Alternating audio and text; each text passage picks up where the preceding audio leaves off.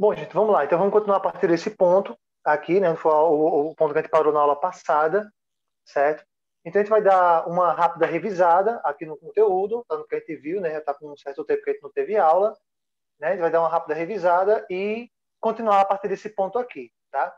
Então, a nossa aula de hoje não vai ser tão longa assim, né? Vai ser mais para a gente conseguir realmente refrescar a memória com relação a alguns assuntos das aulas passadas e poder dar uma avançada legal nos conteúdos, pelo menos até o ponto sobre impostos das colônias, tá? No caso, impostos aqui da região. Então, vamos lá. Só relembrando aqui o que a gente estudou na semana passada, nas últimas aulas, aliás, né? A crise do açúcar, tá? Não esqueçam disso. Né? Foi quando os holandeses foram expulsos de aqui, foram lá para as Antilhas, né? Aquelas ilhas ali na América Central, começaram lá a produzir, né? Começaram lá a produzir a cana, né? E isso acabou gerando uma crise muito forte do açúcar aqui no Brasil. E aí era necessário, né? Então, como resolver essa crise financeira? Né? Então, era necessário criar uma nova maneira de ganhar dinheiro, certo? Vamos dizer assim, uma nova forma de estabilizar a economia brasileira, tá? E aí é nesse momento que surge, né, os bandeirantes, tá? As bandeiras, né? E só lembra, gente, bandeiras é um grupo de homens, tá? Que tem, esses homens são chamados de bandeirantes e eles têm a função de, entre aspas, desbravar o Brasil, tá? Para não dizer roubar, né? A região que era da Espanha, a gente vai usar o termo desbravar, certo? Então, tem como objetivo aí, né, quais são os três objetivos principais? Capturar, né, a captura de escravos fugitivos, aprisionamento de indígenas, né, alguns indígenas que ficavam na floresta, eles iam lá, aprisionavam para trabalhar para eles também, e tal, em algumas outras coisas, e a busca por metais preciosos, principalmente esse segundo ponto, esse terceiro ponto, tá? Bom, então tá aqui o mapinha, né? A gente já estudou isso aqui, já revisou isso aqui também algumas vezes. Então tá aqui o mapinha com todas as rotas, certo? Com todas as rotas aqui, né? Que levam, né? Lá para a colônia, né? Então tá aqui todas as rotinhas, certo? Para que vocês possam rever aqui, tá? Vamos lá, vamos avançar um pouquinho mais. E aí, gente, na aula passada nós já falamos um pouquinho aqui sobre os tipos de mineração, né? A forma como se extrai ouro. Tá? Então, no final do século XIX, né, e início do século XVIII, perdão, final do século XVII e início do século XVIII, né, os bandeirantes encontraram metais preciosos no Brasil, né, na região das Minas. A gente já falou sobre isso. Tá? E aí nós temos aqui as formas de exploração do ouro, né, nós temos duas formas principais, certo? Sendo que essa primeira, né, tá aqui, ó, a diferença de uma para outra, né, sendo que essa primeira, aqui do seu lado esquerdo, é a lavra, tá? Então, é um tipo de extração, grande extração em jazidas, exigiam técnicas, ferramentas e muitos escravos para esse trabalho, tá, gente? Então, esse aqui, como vocês podem ver aqui, ó, ao lado, né, nessa imagem aqui ao lado esquerdo, né, fazer que tem muita gente trabalhando, né, com muitas ferramentas, né, para poder carregar, para poder extrair, então é um trabalho muito pesado, muito árduo, certo? E o segundo tipo é a faiscação. Né? A faiscação é mais simples, porque é uma exploração simples, feita dos leitos dos rios, com auxílio da bateia. Né? Bateia é essa bacia, né? Geralmente rasa, em formato de cone, né? Com furo embaixo, certo? Feita de madeira e metal, né? Onde a água passava e ficava só as pedrinhas ali, certo? Então, isso aqui é só para a gente dar uma relembrada. Então, vamos aqui para o próximo slide. Esse aqui foi o nosso tema praticamente da nossa aula inteira, né, da aula da semana passada inteira. A gente trabalhou esse slide aqui, muito, muito, muito importante. Então, para quem quiser tirar print da tela, né, para quem faltou na última aula e quiser tirar print da tela, fica à vontade aí. Tá? Então, vamos lá, vamos dar só uma revisada aqui rapidinho. Então, primeiro ponto, intensa migração e imigração, tá? Migração e imigração, tá? Então, como eu falei para vocês, né, a região do Brasil ficou muito dinâmica, né?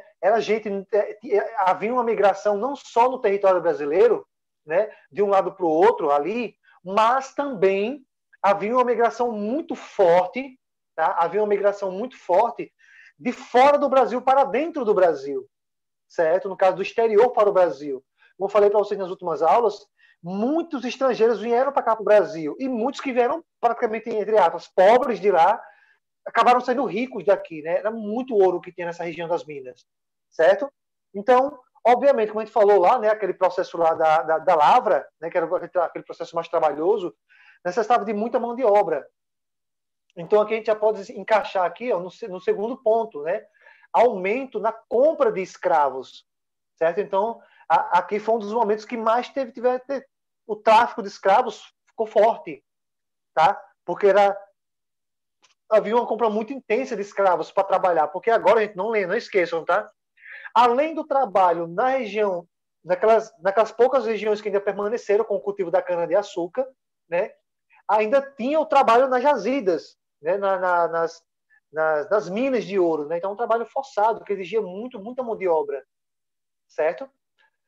Bom, e aí nós vamos chegar num processo de urbanização, que eu vou explicar logo no próximo slide, certo? Mas, em outras palavras, vocês devem relembrar que todo o segundo grande ciclo econômico, né? Desde o primeiro, na verdade, desculpem, né?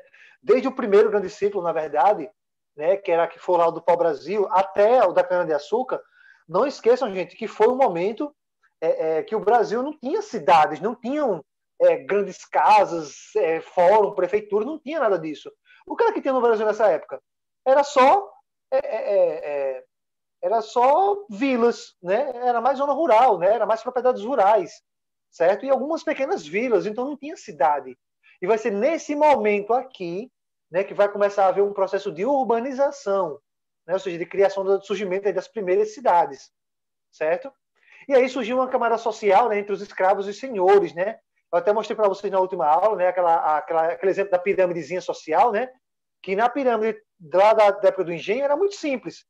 O senhor de engenho, na primeira camada, né, juntamente ali com a Igreja Católica, e na segunda camada, os escravos. Duas camadas sociais, praticamente. Né? Se a gente for tentar dividir mais, fica três. O clero, o senhor de engenho e os escravos, né? No máximo. Só que agora começou a surgir novas classes sociais, né? Como vocês podem ver aqui ó, no slide. Começou a surgir aqui ó, os comerciantes e surgir também os profissionais liberais, né? No caso, arquitetos, engenheiros, algumas pessoas ligadas a médicos, pedreiros, artesãos, marceneiros e tudo mais, enfim. Profissionais liberais, tá? Ou seja, livres, certo? Ou seja, profissionais que não eram escravos, tá? Comerciantes, né? Com as suas grandes mercearias e tal, certo? Então você vai ver que a estrutura social da época da mineração, tá? A estrutura social da época da mineração era muito mais complexa, tá? Era muito mais complexa do que a estrutura social da época do engenho, por exemplo, né? Era muito mais complexa. Beleza? Bom, então chegamos aqui no ponto que a gente parou na última aula, né? Que foi o ponto da urbanização no Brasil, certo? Então você pode ver aí essas três imagens, né? São três grandes cidades, tá? Então nós temos aqui, ó, aqui nessa imagem aqui de cima, nós temos, né? Nós temos aqui a cidade de Mariana, né? Você pode ver duas igrejas aqui muito bonitas, né? Todas elas construídas no chamado estilo barroco, na chamada arte barroca, tá? Que inclusive será, salvo engano, será o nosso próximo assunto de arte, tá? Que é sobre arte barroca, certo? E tá aqui, né? Um ótimo exemplo. Aqui ao lado você pode observar, né? Aqui ao lado você já pode observar a fachada, né, de uma rua que já é a cidade de Sabará, tá? Já é a cidade de Sabará, né? Aqui ao lado. E aqui embaixo, né? Aqui embaixo você vai poder observar aqui a cidade de Vila Rica, né? Que, se eu salvo engano, hoje ela se chama Ouro Preto, tá? Ouro Preto, certo? Mas é a cidade de Vila Rica. Então, gente, só por essas imagens aqui você já pode notar que já há uma urbanização muito grande, né? Foi isso que eu quis falar. Foi isso que a gente comentou aqui nesse ponto anterior sobre urbanização, né? É isso aqui, você já observa que tem um aspecto de cidade, né? Não tem mais aquele aspecto de vila, né? Não tem mais aquele aspecto de vila, de zona rural, né? Já tem aspecto de cidade, com igreja bem formada, com prefeitura, com tudo mais, certo? Então, é muito importante você entender isso, certo? Foi nesse terceiro grande ciclo econômico brasileiro, né, no caso o ciclo do ouro, que nós temos aqui uma urbanização maior no Brasil. Ok? Vamos lá. Eu acho que não ficou nenhuma dúvida, né, até aqui. Então vamos avançar aqui um pouquinho mais. Então, gente, aqui dá para mostrar para vocês aqui a rota comercial, né? Então, o caminho percorrido pela busca do ouro originou estradas e ligações importantes, certo? Então, como eu falei para vocês, pessoal, o Brasil estava muito estagnado nas capitanias e tal, não tinha comunicação entre as capitanias e assim, não tinha um contato entre as capitanias, por isso que deu errado, né? Já nessa época não, justamente devido a essas grandes rotas, né, a essas grandes rotas feitas pelos bandeirantes, né? Então você já vê aqui grandes conexões de uma vila com a outra, de uma cidade com a outra, né? Isso, cara, isso foi fantástico, sabe? Isso foi fantástico, foi muito importante, certo? Então a extração dos metais preciosos como principal atividade econômica mineira gerou grande dependência com o comércio externo, né, entre as capitanias de importação. Então isso deixou tão dinâmico que acabou gerando uma certa dependência, né, com a exportação de Portugal, no caso, né, com a ajuda de Portugal para essa exportação. Bom, eu acho que ficou claro para vocês, né? Então vamos aqui, vamos avançar um pouquinho mais, para vocês observarem aqui. Olha aqui, gente, esse outro mapinha é bem interessante, certo? Então, aqui, ó, esse mapa ele é muito interessante ele mostra definitivamente o que a gente acabou de estudar, o que a gente acabou de falar aqui, né? Todas essas linhas vermelhas que vocês podem ver aqui, ó, no slide, né?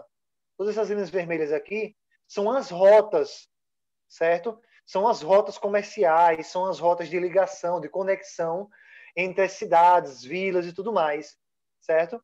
Então, tudo isso aqui, cara, isso foi muito importante, foi muito, muito, muito importante, certo? Porque isso dinamizou o Brasil, tá? Isso dinamizou o Brasil, dinamizou o comércio, dinamizou as relações.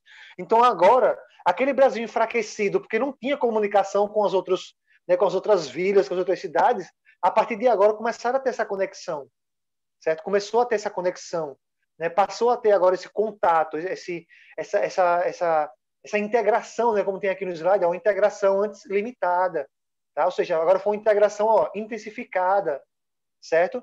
Então isso aqui é muito importante você entender, gente, que os bandeirantes, né? Isso aqui é um dos pontos bem importantes da ação dos bandeirantes, né? Da importância dos bandeirantes, né? Para a nossa sociedade, é você conseguir compreender isso, certo? Essas grandes rotas que eles acabaram criando, tá?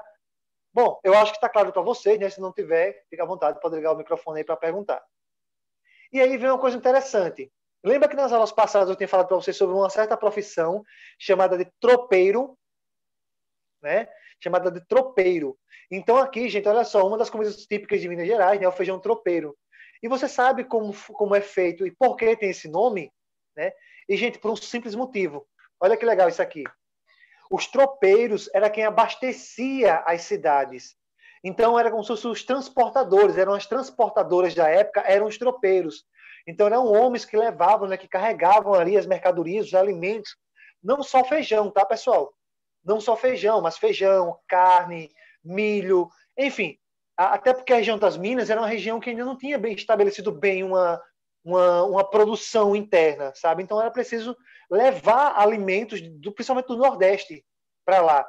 E até tem alguns historiadores, pessoal, que levantam a hipótese, a ideia, né, de que os tropeiros eles eram homens muito bem sucedidos da época, né? Claro, assim, não era o ricão e tudo mais, mas tipo eles eram os únicos que conheciam todas as rotas, as estradas e tudo mais para fazer esse transporte, né? Então, quando um feijão que era produzido lá no Nordeste chegava em Minas Gerais, o cara dizia o quê? Poxa, chegou o feijão do tropeiro, né? O feijão do tropeiro, o feijão tropeiro, né? Então daí surgiu, né? Uma curiosidade histórica para vocês aí, né? Então foi daí que surgiu essa noção, né? Essa ideia de, de tropeiro, né? De tropeirismo. Né? Então tropeiros carregavam alimentos e outros produtos, né? Então era uma profissão, entre aspas, né? Uma profissão, uma função bem importante aí da época da mineração, certo? Bom, mas não era apenas o tropeiro que trabalhava, até o tropeiro era responsável pelo transporte de alimentos, tá? E de cachaça também, bebida e alguma coisa ou outra assim mais simples. Mas e quem levava o ouro, né? Aquele ouro que era extraído, quem era que transportava? Olha só, gente, vai surgir também aí a figura dos boiadeiros, certo? A figura dos boiadeiros. Você pode ver aqui nessa imagem, né, aqui abaixo, os boiadeiros. Então, os boiadeiros é o gado para o transporte do ouro, né? Então, o ouro, gente, lembre-se que o ouro é um metal, né? O ouro é pesado, certo? É um metal pesado, né? Então, o tropeiro era quem fazia esse transporte, tá? Os bois, né, no caso, né, os boiadeiros, era quem fazia esse transporte do ouro, né, de uma vila para outra, ou da mina até a casa de fundição, né, que a gente vai ver nas próximas aulas o que é isso, certo? E outra função também que existia eram os comboieiros, né? Você pode ver aqui nessa imagem à esquerda, né, os comboieiros eram aquelas pessoas que transportavam escravos, né, transporte de escravos. Então, quando um cara comprava escravo, ele precisava de alguém para ir buscar esse escravo e levar, né, para a mina ou lá para o canavial e tal. Então, o comboieiro era quem ia buscar esse escravo, certo? Então, aqui está só duas funções bem importantes, duas não, três funções bem importantes, né, que era quem fazia toda a questão do transporte. Lembrando que na época não havia carro, não havia avião, né, não havia transportadora, né, não havia caminhão, enfim. Então, a única maneira de você transportar era utilizando a força de trabalho dos animais, né? Bom, gente, então é isso praticamente por hoje, né? Deixa eu dar uma olhadinha aqui. É isso por hoje, tá? Então, a partir de amanhã, nós vamos continuar a partir desse ponto, que é a questão dos principais impostos, tá? Os principais impostos que haviam da coroa, que a coroa cobrava, no caso, né, para os colonos aqui, né, que extraíam ouro. Beleza? Então é isso por hoje e até amanhã na próxima aula a partir desse ponto.